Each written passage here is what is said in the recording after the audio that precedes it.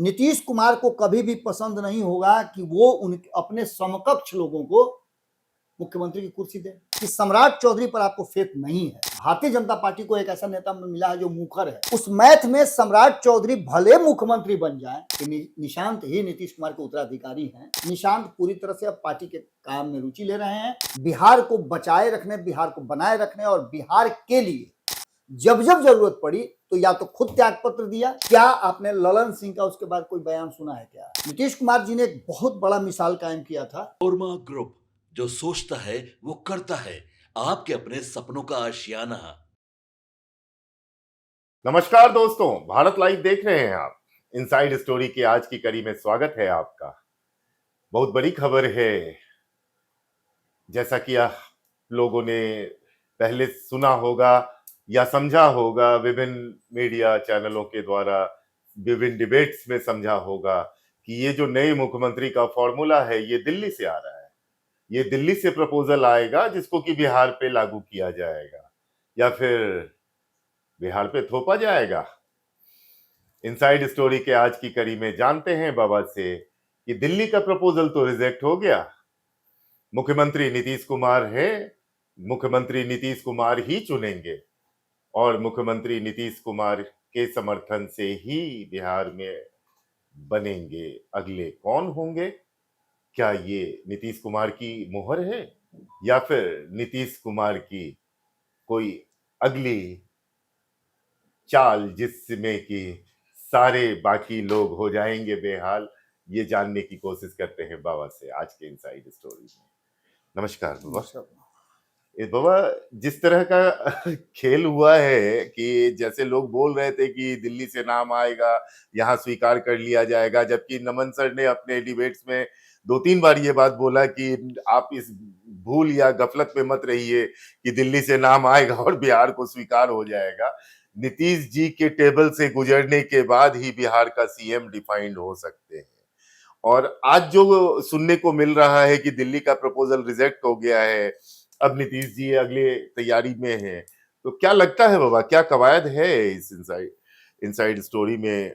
इस पूरे स्टोरी को पूरा करने में जी मैं थोड़ा सा पहले 2014 में जाऊंगा। जी प्लीज। 2014 में जब नीतीश कुमार जी लोकसभा का चुनाव बुरी तरह से हारे थे जी और उन्होंने जीतन राम मांझी को जब मुख्यमंत्री बनाया था जी तो मैंने 2 लाइनें लिखी थी।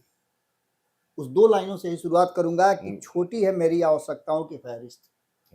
छोटी है मेरी आवश्यकताओं की फहरिस्त, बस एक ईमान और दूसरा इंसान बना रहने दो। नीतीश कुमार जी ने एक बहुत बड़ा मिसाल कायम किया था जी कि नीतीश कुमार सब कुछ त्याग सकते हैं, लेकिन कब तक? कब तक? नीतीश कुमार जी दिल्ली जा सकते हैं, जाने का फैसला ले सकते हैं, लेकिन कब तक?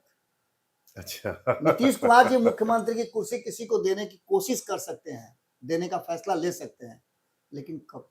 अच्छा, यहाँ भी कब तक? जी। असल में नीतीश कुमार जी और बिहार की कुर्सी, ये दोनों के बिना बिहार के लोगों को भी आदत नहीं है कुछ और देखने की। हाँ, जो बच्चा पैदा लिया होगा 2003 में, 4 में, 5 में, वो तो जब से होश संभाला है तब से वो नीति, या 2000 में भी 5-6 साल का बच्चा जो होगा वो नीतीश कुमार नीतीश कुमार नीतीश कुमार सुनते 25 साल तक। कड़ी जो है आपकी, जो हमने कल आपके साथ डिस्कस किया था, उसके बाद आप देखिए कि 3 दिन पहले से मैं लगातार ये कहता आ रहा हूं कि नीतीश कुमार जी जब तक इस्तीफा नहीं देते हैं तब तक बिहार की राजनीति में कुछ भी हो सकता है। नीतीश कुमार ने अभी तक ये नहीं कहा है कि ये मेरा डेट है, फलाने डेट को मैं इस्तीफा दूंगा। अक्सर आपने देखा होगा कि जब एक जगह से लोग चुनाव जीत जाते हैं तो दूसरे जगह से इस्तीफा दे देते हैं। नीतीश कुमार के पास कल से मैं लगातार चिक के कह रहा हूँ, कह तो मैं पिछले 4 दिनों से रहा हूँ, लेकिन लोग मेरी बातों पर भरोसा नहीं कर रहे थे, विश्वास नहीं कर रहे थे। लेकिन आज जो मेरी बात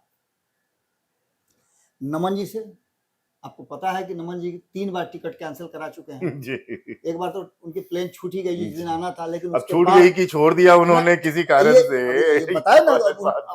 वो भी थोड़ा पॉलिटिशियंस के साथ रहते हैं तो पॉलिटिक्स तो कुछ जानते ही होंगे।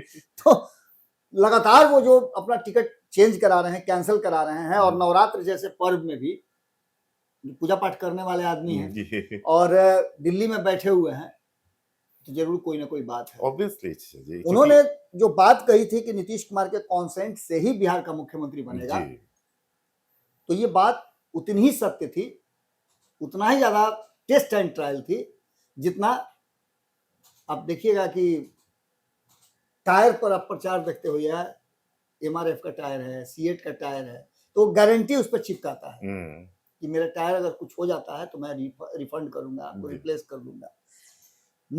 नीतीश कुमार जी का रिप्लेसमेंट कौन होगा, ये फैसला और कोई नहीं, नीतीश जी को करना है।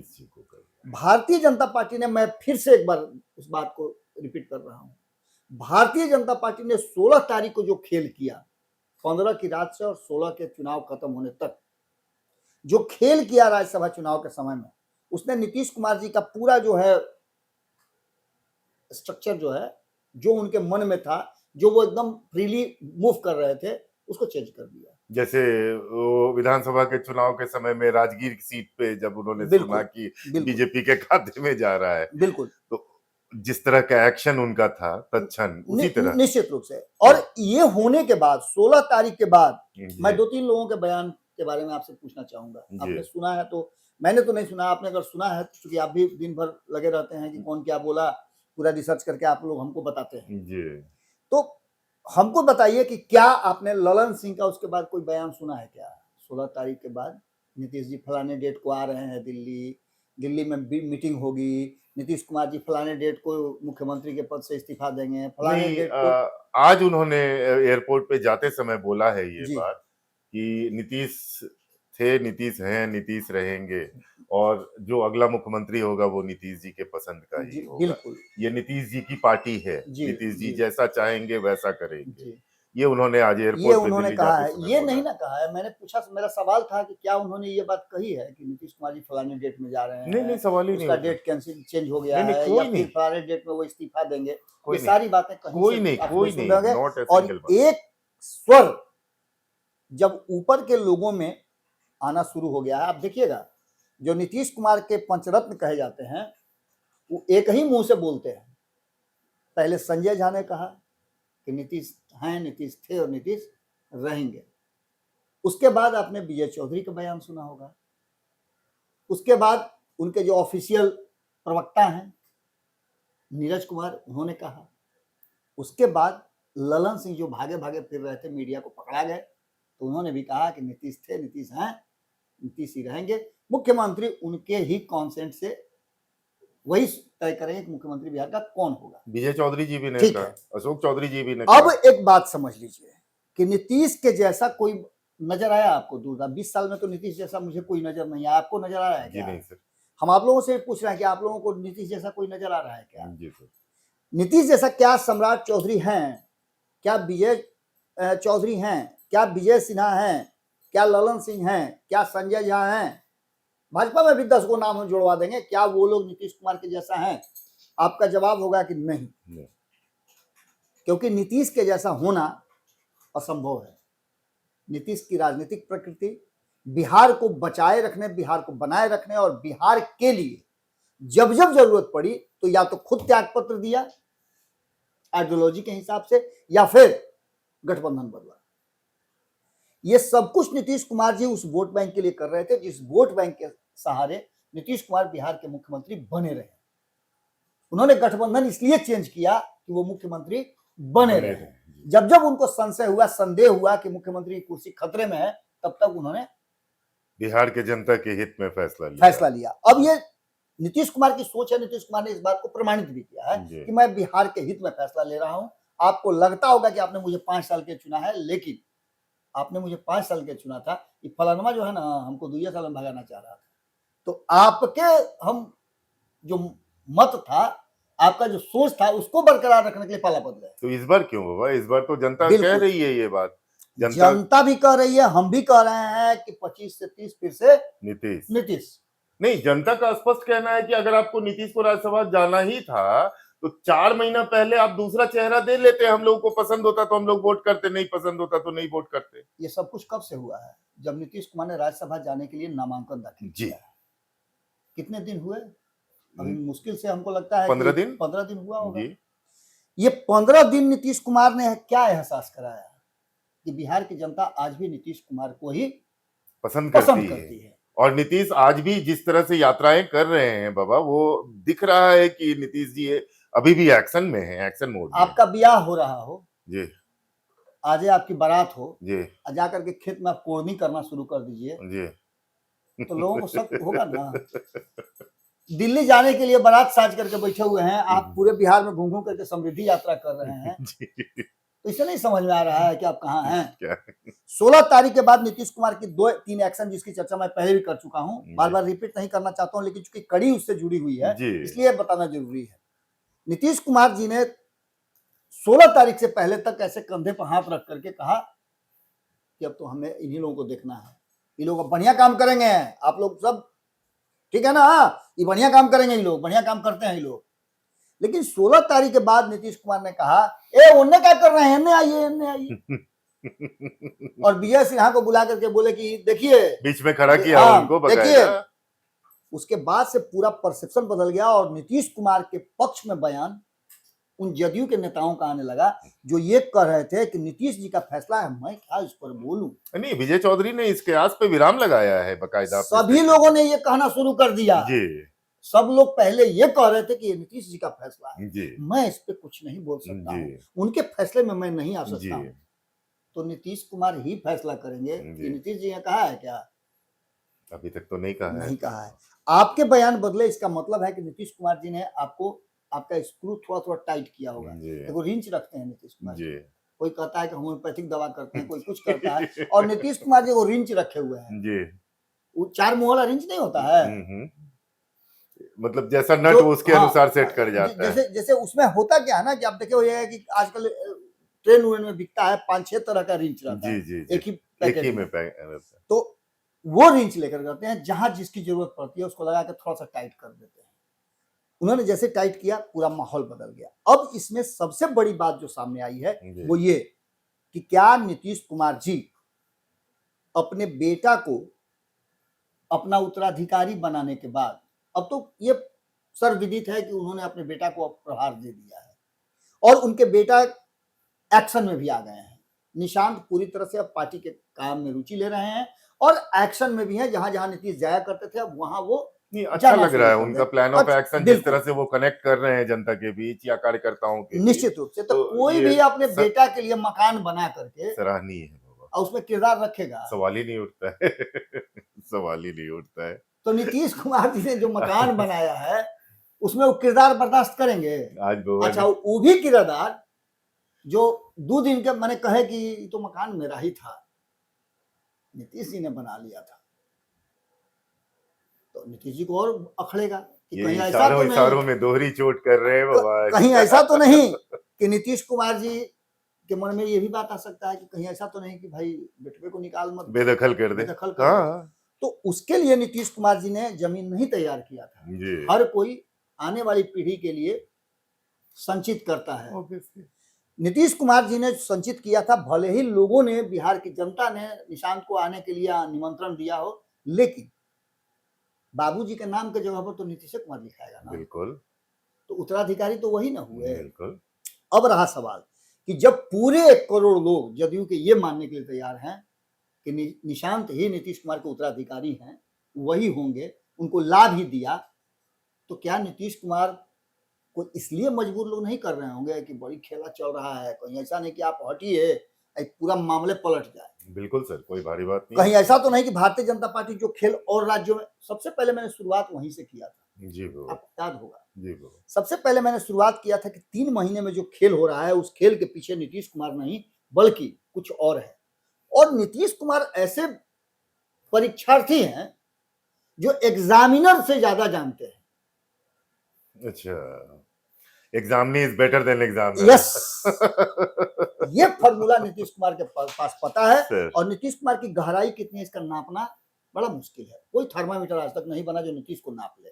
हम लोग कोशिश करते हैं, बॉडी लैंग्वेज देखते हैं, और इसी के आधार पर हमने कहा था कि नीतीश के दिमाग में क्या ये बात जब हम सोच रहे हैं। नहीं, जब नापा गया है तब नीतीश ने चौंकाया है बाबा। जब मैं नीतीश कुमार के बारे में सोचता हूँ तो जब मेरे ऐसा व्यक्ति जो कि नीतीश कुमार के दूर दूर तक मैं अपने आप को कंपेयर करता हूं कि नीतीश कुमार बहुत आगे हैं, मैं जरा भी नहीं हूं, शून्य के बराबर भी नहीं हूं।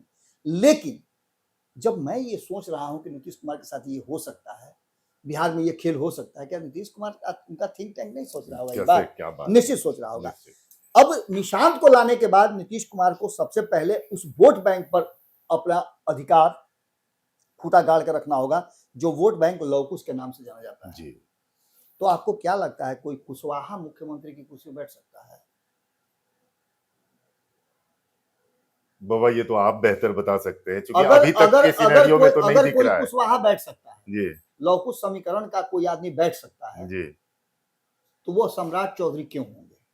जी अगर सम्राट चौधरी होंगे, देखिए मैं ये नहीं कह रहा हूं कि सम्राट चौधरी नहीं बन रहे हैं, जी लेकिन नीतीश कुमार जिस जगह सोच रहे होंगे और जिस जगह सोचने के लिए मजबूर किया जा रहा होगा, मैं उन बातों को जोड़ घटाव करके माइनस प्लस करके मैथ बना रहा हूं। जी उस मैथ में सम्राट चौधरी भले मुख्यमंत्री बन जाए, लेकिन लौकुश समीकरण का जो वोट नीतीश कुमार के पास इंटैक्ट था, लालू जैसे इतने मजबूत जनाधार वाले, एम वाई समीकरण वाले 37% 33% वोट वाले लालू प्रसाद को जब नाको चने चबवा सकते हैं, पानी पिला सकते हैं, उनको राजनीति से बेदखल कर सकते हैं, बिहार से 2010 में उनको बोरिया बिस्तर बनवा के दिल्ली भेज सकते हैं, मोहताज कर सकते हैं, तो नीतीश कुमार क्या इस वोट बैंक को किसी और के हवाले कर देंगे? क्या सवाल ही नहीं उठता बाबा, अभी तक तो नहीं। बाल बच्चेदार आदमी कभी भी कमा करके अपनी संपत्ति किसी दूसरे को, पड़ोसी या गोतिया को नहीं देता है। अपवाद हो सकता है, वो अपवाद छोड़ ही दीजिए ना, लेकिन राजनीति में तो कम से कम नहीं हो जनरल सकता। बात कर रहे हैं। राजनीति में तो नहीं हो नीतीश सकता। कुमार समाजवादी थे, नीतीश कुमार सब कुछ थे, लेकिन अंततः बेटा तो आया ना। जी बिल्कुल। आने की परिस्थिति और स्थिति मैंने उसका भी चर्चा किया था। जी तो नीतीश कुमार अपने ऊपर एक भी दाग लगने नहीं देंगे। मेरा कमीज एकदम सबसे साफ है। डिमांड हुआ तो निशांत आया। निशांत को वो नहीं लाए हैं, उन्होंने कहा कि मुझे मजबूर किया गया। जी उन्होंने कहीं भी आज तक नहीं ये कहा है कि इसको लाया गया है या ये आ गया है, अभी कुछ नहीं जानते। कोई उनका कोई भी इस पर कॉन्सेंट नहीं है। अब ऐसी स्थिति में जो वोट बैंक नीतीश कुमार का 15% कांस्टेंट वोट था, पूरा इतिहास अगर देख लीजिएगा तो नीतीश को 14-15% वोट कम नहीं आया जी। और ये 15% वोट जब 36% 35% में सरकार बनती है, तो निश्चित रूप से ये 15% वोट जो है नीतीश कुमार को बिहार में जमाए रखने के लिए, उनको मुख्यमंत्री बने रहने के लिए हमेशा उपलब्ध रहा है। इस पर उनका एक दावा रहा है। इस 15% वोट को मैं इसलिए कांस्टेंट वोट कह रहा हूं कि इसमें बहुत सारे लोगों को बहुत तरह का, जैसे आप 10 सीट पे खड़ा हुए, हम 9 सीट पे खड़ा हुए या 11 सीट पे खड़ा हुए, तो आपका वोट भी मेरे ऊपर गया ना जब हम एक साथ चुनाव लड़ रहे हैं। तो नीतीश को 15% वोट आया। इस 15% वोट में मैं मान के चल रहा हूं कि 60% के आसपास जो लौकुश हैं उनका 5% वोट इनको जाता है। 10% जो 40% महिलाएं वोट करती हैं, वो जाति समाज सबसे आगे हट करके नीतीश कुमार को वोट करती हैं। ये सारे वोट मिलाकर के नीतीश कुमार को बिहार के मुख्यमंत्री बनाए रखने के लिए 2025 के चुनाव में भी आपने देखा होगा कि नीतीश को वोट नहीं जाता है। और इससे भी बड़ी बात कि नीतीश कुमार को ईबीसी समाज अपना नेता मान के चलता है, क्योंकि वो प्रताड़ित है। जो ईबीसी समाज में सबसे दबंग जाति हैं उनसे, ओबीसी में जो सबसे दबंग है उनसे, ओबीसी में 27% ओबीसी में है, 14% यादव हैं जी। अब उस 14% यादव से सामना करने के लिए 13% बाकी की जातियां जो हैं वो एकजुट होने की कोशिश करती हैं जी। और उसको कुर्मी कुशवाहा लीड करते हैं। जहां कुर्मी है वहां कुर्मी, जहां कुशवाहा है वहां कुशवाहा, बिल्कुल सर। बाकी लोगों को लेके चलते हैं कि तुमको यादव परेशान करता है तो ठीक है हम उसके साथ खड़े हैं। बिल्कुल। और ये एक तरह का बिहार में आप देखिएगा कि शुरू से बना रहा है। नीतीश के रहते जो पहले था 2000, बार बार नीतीश कुमार कहते हैं 2005 से पहले कुछ किया था ये लोग जी, 2005 से पहले घर से निकलते थे जी। वो बार बार इस बात को एहसास दिलाने का कोशिश करते हैं कि मैं हूं तभी तक ये सब कुछ है। मेरे नहीं रहने के बाद सिर्फ उन्होंने, मैं कल ही आपसे बात कर रहा था ना, मैंने कहा था कि सम्राट चौधरी के हाथ में गृह विभाग देने के बाद मैंने ये भी कहा था कि कहीं ऐसा तो नहीं कि सम्राट चौधरी ट्रैप में फंसाए जा रहे हैं। सम्राट चौधरी को गृह विभाग देकर के उनको बदनाम करने की कोशिश हो रही है क्या? क्योंकि सम्राट चौधरी जिस तेजी से आगे बढ़ रहे हैं, जितना उनका कॉन्फिडेंस लेवल हाई है, और भारतीय जनता पार्टी को एक ऐसा नेता मिला है जो मुखर है, खुल करके बोलता है, बिल्कुल। नीतीश के विरोध रह करके नीतीश के बारे में बोलता है। अब तक ऐसा नेता कोई नहीं मिला था। निश्चित रूप से सम्राट चौधरी में वो सारी क्षमताएं हैं, लेकिन उनका दुर्भाग्य है कि वो कुशवाहा समाज से आते हैं, अच्छा। लौकुश समाज से आते हैं, अच्छा। और लौकुश समाज नीतीश को ही नेता मानता है। बिल्कुल। दूसरी सबसे बड़ी बात जो है भारतीय जनता पार्टी ने ये किया, उपेंद्र कुशवाहा मैं उसी की बात कर रहा था। जी आप एकदम बिल्कुल सही जगह पर स्ट्राइक किए हैं। बिल्कुल। भारतीय जनता पार्टी ने दूसरी सबसे बड़ी गलती जो की वो ये था कि उपेंद्र कुशवाहा को चौथे नंबर का कैंडिडेट बना दिया। अच्छा, दैट मीन्स ये भाजपा की गलती है। बिल्कुल। अच्छा। दैट मीन्स कि सम्राट चौधरी पर आपको फेथ नहीं है। अगर उपेंद्र कुशवाहा 5वें नंबर के होते तो मैं गारंटी से कह रहा हूं कि उपेंद्र कुशवाहा चुनाव हार जाते, क्योंकि जो लोग वोट देने गए हैं वो कह भी रहे हैं, खुल के कह रहे हैं कि हमको कैंडिडेट पसंद नहीं था। कुछ लोगों ने तो खुल के कहा है कि भूमिहार पसंद नहीं था, सवर्ण पसंद नहीं था, उसके विरुद्ध मैं राजनीति करता हूं जी। और वो कहने वाला कौन था? कुशवाहा। कुशवाहा, चाहे वो किसी पार्टी का। बिल्कुल। तो यानी कहने का मतलब यह है कि अगर 5वां कैंडिडेट होते तो कई लोग उनके विरोध में कर सकते थे। बिल्कुल। अब इन सभी परिस्थितियों में भारतीय जनता पार्टी ने कहीं ना कहीं सम्राट चौधरी का एक छोटा सा कद जो है कम कर दिया है। उपेंद्र कुशवाहा आप सामने आ गए, फिर कुशवाहा के नेता बन गए, फिर से कुशवाहा जिंदाबाद का नारा लगने लगा। और जिस सम्राट चौधरी पर दांव खेल रही थी भारतीय जनता पार्टी, उसने उनका सारा किया धरा जो है फेल कर दिया। मुख्यमंत्री बन जाए अलग बात है जी। लेकिन वास्तविकता यह है कि अब इसके बाद दूसरे खेमे में आप आइए तो ईबीसी की बात कीजिए। नीतीश कुमार को कभी भी पसंद नहीं होगा कि वो अपने समकक्ष लोगों को मुख्यमंत्री की कुर्सी दे। जब जीतन राम मांझी को दे सकते हैं, जीतन राम मांझी उनके रहमो करम पे बने थे, और वो कह सकते हैं कि हम तुम कुर्सी में छोड़ेंगे, तो क्या नीतीश कुमार फिर से गलती करेंगे? बोले थे कि जीवन में फिर ऐसा गलती नहीं करेंगे।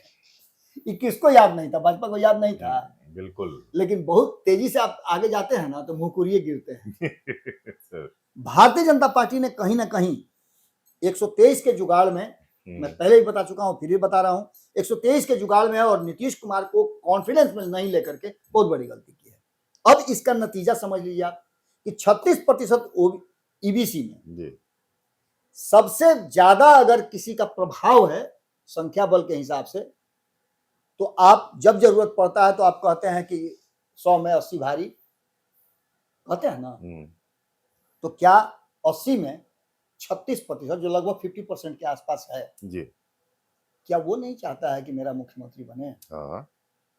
दिल्ली में नीतीश कुमार ने के सामने जैसे ही वो लिस्ट आता है कि फलाना मुख्यमंत्री बनाया जा सकता है, नीतीश ने वो पूरा लिस्ट रिजेक्ट करके और एक नया स्क्रिप्ट लिखा है।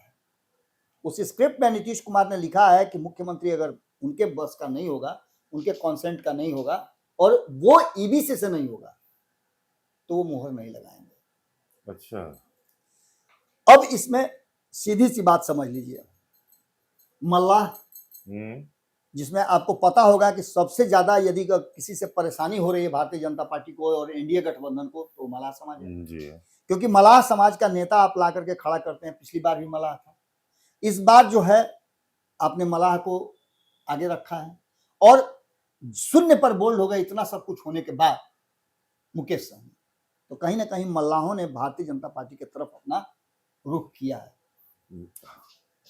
अपने नेता को दरकिनार करते हुए भी उन्होंने भारतीय जनता पार्टी। इसके बाद दूसरा जो समीकरण बन रहा है जी कि यदि नीतीश कुमार अड़ जाए कि ठीक है आप अपना मुख्यमंत्री बना लीजिए लेकिन विधानसभा अध्यक्ष मेरा होगा, तो प्रेम कुमार कहां जाएंगे? निश्चित रूप से प्रेम कुमार की कुर्सी खाली होगी और प्रेम कुमार आते किस समाज से हैं? ईबीसी से। ईबीसी समाज आपको छोड़ेगा क्या? कहार का भी जिस जाति से वो आते हैं चंद्रवंशी समाज से, उसकी भी संख्या बहुत अच्छी है। सीनियरिटी के मामले में भी आते हैं और 2015 में आपने मुख्यमंत्री के रूप में उनको सामने किया भी था जी। तो ऐसी स्थिति में प्रेम कुमार अगर ईबीसी के कुर्सी से उतर जाते हैं, ईबीसी अगर बड़ी कुर्सी से उतर जाता है तो उसको कोई ना कोई कुर्सी देकर के आपको पारितोषिक करना पड़ेगा ना, नहीं तो फिर अगला जो आप प्लान बनाए हुए हैं कि अगला 30 साल तक भाजपा रहेगी बिहार में, ये कैसे कैसे? पूरा होगा? सर नीतीश कुमार इस बात के लिए कैसे आपको तैयार होने देंगे कि आप 30 साल तक रहिए? नीतीश कुमार अपने हिसाब से जब मुख्यमंत्री बनाएंगे तो वो समाज उनका ऑबलाइज होगा। ये सभी परिस्थितियां और नीतीश कुमार का इस्तीफा कहीं ना कहीं पूरी तरह से उलझ गया है। और इस उलझन में एक बात आपको साफ साफ नजर आएगा कि जो फैक्ट है, जिस बात को लेकर के मैं अंतिम बात कहना चाहूंगा जी कि हमारे संपादक नमन मिश्रा जी ने अमित शाह के सामने खुल करके पूछा था कि आप कहते हैं कि हम जात पात नहीं करते हैं, लेकिन आपने स्वीकार किया जातीय जनगणना कराने का देश भर में। आप जातीय आधार पर जहां जिस जाति की बार का बारचौस है उस हिसाब से आप मुख्यमंत्री बनाते हैं। दिल्ली के चुनाव में उन्होंने पूछा था, बिहार चुनाव अभी होने वाला था, दिल्ली के चुनाव में उन्होंने पूछा था कि दिल्ली के चुनाव में आप हमको एक चीज बताइए कि दिल्ली में चुनाव यदि आप जीत जाते हैं तो दलित या महिला किसको बनाइएगा? इस पर अमित शाह ने कहा था कि आपसे पूछ करके नहीं बनाएंगे। और उन्होंने जो पूछा था कि दलित या महिला, महिला तो बन गई। जी अब बिहार में बाकी बचता कौन है? 2। क्योंकि पूरे देश भर में आप उठा के देख लीजिए तो अधिकांश राज्यों में भारतीय जनता पार्टी की सरकार है, भारतीय जनता पार्टी का मुख्यमंत्री है, या फिर भारतीय जनता पार्टी किसी के साथ मिल करके सरकार चला रही है, वहां भी मुख्यमंत्री उप मुख्यमंत्री हैं। बिल्कुल। लेकिन अब तक ईबीसी और दलित नहीं है। तो मुख्यमंत्री का नंबर किसका आता है? जी इन सारी परिस्थितियों को अगर सामने देखें तो नीतीश का पूरा सेक्टर, पूरा जो टारगेट है वो ये है कि नीतीश कुमार के स्क्रिप्ट पे अगर काम होता है, जो चेंज किया है नीतीश कुमार ने स्क्रिप्ट, कहीं पे निगाहें कहीं पे निशाना, जादू। तो निश्चित रूप से एक इल्यूजन जो नीतीश कुमार क्रिएट करते हैं, जी वो इल्यूजन नीतीश कुमार ने क्रिएट कर दिया है। और पूरे बिहार की राजनीति अब एक ही जगह आकर के लटकी अटकी हुई है, जहां नीतीश को यह फैसला लेना है कि वो करेंगे क्या। अभी तो सबसे पहले के दरवाजा पार करना है, 7 को दरवाजा पार करना है, चक्रव्यूह में 7 दरवाजा था, जी तो पहला ही दरवाजा पार करना है कि नीतीश इस्तीफा पहिया देंगे। अच्छा उसके बाद की कहानी है, पहला दरवाजा पार करने दीजिए, अभी और कहानी बाकी है। दिल्ली से लेकर पटना तक रात रात भर जाग करके आप लोगों के लिए जानकारी इकट्ठा कर रहे हैं बिल्कुल। और एडवांस जानकारी दे रहे हैं। जो खबर हम आज कर रहे हैं वो खबर आपको 3 दिनों तक मिलता है, मीडिया जगत में या राजनीतिक गलियारे में चर्चा होती है। उसके पीछे कारण यही है कि हम बिल्कुल वही कहते हैं जो होने वाला होता है, या फिर जो परिस्थितियां बताती हैं करने को, कहने तो को। बाबा ने जादूगर कहा है नीतीश जी को, क्या जादू चल पाएगा इस बार भी नीतीश जी का? बहुत से आयाम बन रहे हैं। नीतीश की तरह दूसरा मुख्यमंत्री कौन होगा बिहार के लिए? नीतीश के कंपैरिजन में कौन खड़ा हो पाएगा? बिहार में बाहर अब तक रहा है क्योंकि पिछले 20-21 सालों से नीतीश कुमार बिहार में रहे हैं। क्या नीतीश कुमार आगे कंटिन्यू कर रहे हैं बिहार में? बीजेपी क्या 123 के फॉर्मूले को अलग से सोच रही है नीतीश कुमार से, या फिर नीतीश कुमार के साथ 123 के फॉर्मूले, या फिर कह सकते हैं 202 के फॉर्मूले पे चल रही है? पिछले 35 साल से बिहार में एक कोई सवर्ण मुख्यमंत्री नहीं रहा है। पिछले 35 साल से बिहार में कोई सवर्ण मुख्यमंत्री नहीं रहा है। और आज के तारीख में हिंदुस्तान में जितने भी राज्य हैं, जहां भी भाजपा के मुख्यमंत्री हैं, भाजपा शासित जो भी प्रदेश है, उसमें कहीं भी कोई एक दलित मुख्यमंत्री नहीं है। ये जो सारी परिस्थितियां उत्पन्न हो रही हैं, इस पे दर्शकों आप अपनी राय भी जरूर रखेंगे, हमें बहुत बल मिलता है। बने रहिए भारत लाइव के साथ। इनसाइड स्टोरी की कड़ी में आज इतना ही। धन्यवाद। आपके सपनों को हमने सजाया है, ई होम्स पैनोरामा को हमने बनाया है। ई होम्स मेरा एक सपना था जिस पे मैं पिछले 4 साल से काम कर रहा था। हमने जो बनाया है वो सबने है माना। ई होम्स पैनोरामा में हो आपका भी आशियाना। और फाइनली हमने 2021 में इस प्रोजेक्ट को लॉन्च किया। बहुत लोग अप्रिशिएट कर रहे हैं कि पूर्णिया जैसे शहर में, बिहार के, एक तो बिहार की बात करें उसमें भी पूर्णिया जैसे छोटे जगह में इस तरह का लाइफस्टाइल देना, ये सुन के हम लोगों को बहुत अच्छा लगता है। ई होम्स में हमने कुछ और भी किया है, जैसे हम जिस जगह में रह रहे हैं हमारे फैमिली सिक्योर हो, उनको सिक्योरिटी का ध्यान में रखा है। आपकी सुविधा और सुरक्षा आपके लिए खास है, ये आपका विश्वास है। इसमें आर्टिफिशियल इंटेलिजेंस का 7 लेयर सिक्योरिटी का हमने इस्तेमाल किया है। लस ग्रीन कैंपस को बनाया है, यदि हमारा बाउंड्री वाल है तो वो वर्टिकल गार्डन है। ये जितनी भी फैसिलिटी होता है एक इंटरनेशनल टाउनशिप में ई होम्स है, ये हम लोग विश्वास नहीं कर पा रहे हैं। जो भी हमारे मित्र दोस्त या जो भी हमारे बाहर के बाहर आते हैं तो हम लोगों को बहुत अच्छा सुनने को मिलता है और बहुत अच्छा क्रेडिट मिल रहा है। वो सारा हमने सिर्फ एक बिल्डिंग नहीं बनाया, हमें एक बहुत अच्छा लाइफस्टाइल दिया ई होम्स में, और मेरा एक सपना था जिसको मैं आज फुलफिल होते हुए देख पा रहा हूँ। ये आपका आवास है। ई होम्स पैनोरामा में अब आपका निवास है। E homes Panorama, luxurious lifestyle redefined. Panorama group, जो सोचता है वो करता है। अगर ये वीडियो पसंद आई और वह बिहार के राजनीति और बिहारियत से सरोकार रखेनी तो सब्सक्राइब बटन दबा के चैनल के सब्सक्राइब कर ली। ओजे एगो घंटी बा, ओकरा बटन दबा देला से कुल सटीक और मारक खबर रुआ मुफ्त में मिल जाई। अगर रुआ पत्रकारिता के हमनी के नया प्रयोग में सहयोग कर चाहतानी तो ज्वाइन बटन दबा दी। पेटीएम नंबर नोट कर ली 9386816700।